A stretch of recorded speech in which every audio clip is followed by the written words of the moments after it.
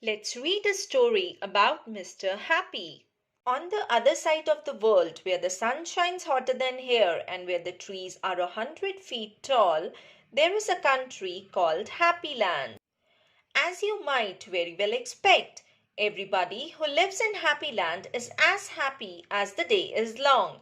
Wherever you go, you see smiling faces all around. It's such a happy place that even the flowers seem to smile in Happy Land.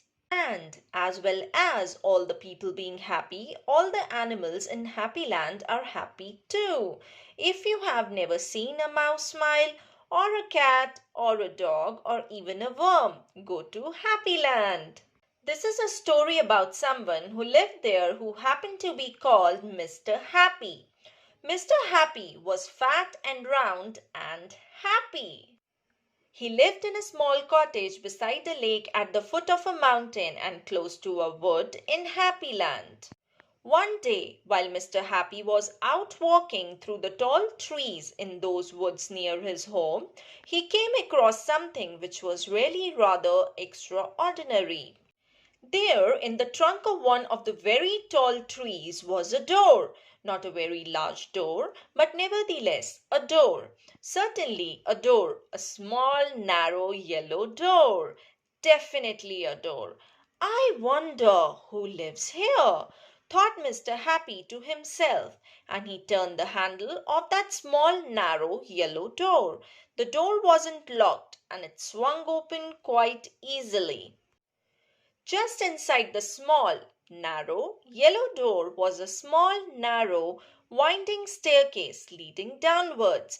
Mr. Happy squeezed his rather large body through the rather thin doorway and began to walk down the stairs. The stairs went round and round and down and down and round and down and down and round.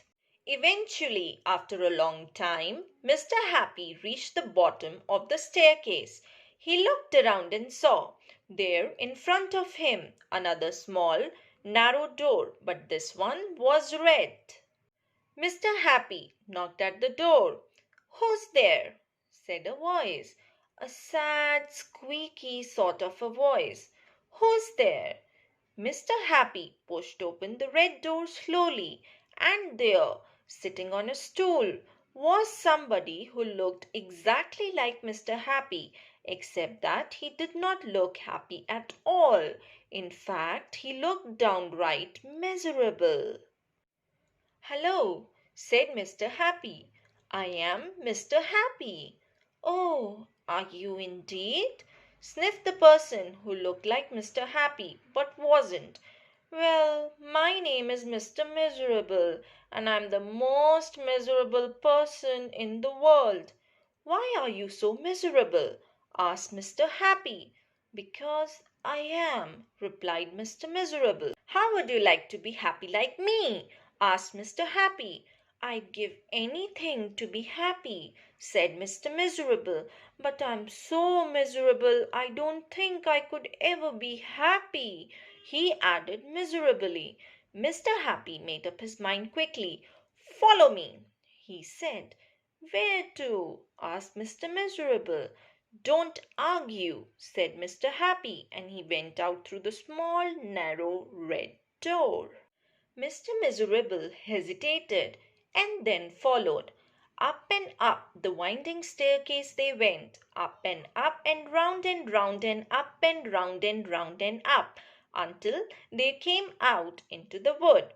"Follow me," said Mr. Happy again, and they both set off through the wood back to Mr. Happy's cottage. Mr. Miserable stayed in Mr. Happy's cottage for quite some time, and during that time the most remarkable thing happened. Because he was living in Happy Land, Mr. Miserable, ever so slowly, stopped being miserable and started to be happy. His mouth stopped turning down at the corners, and ever so slowly it started turning up at the corners. And eventually, Mr. Miserable did something that he had never done in the whole of his life.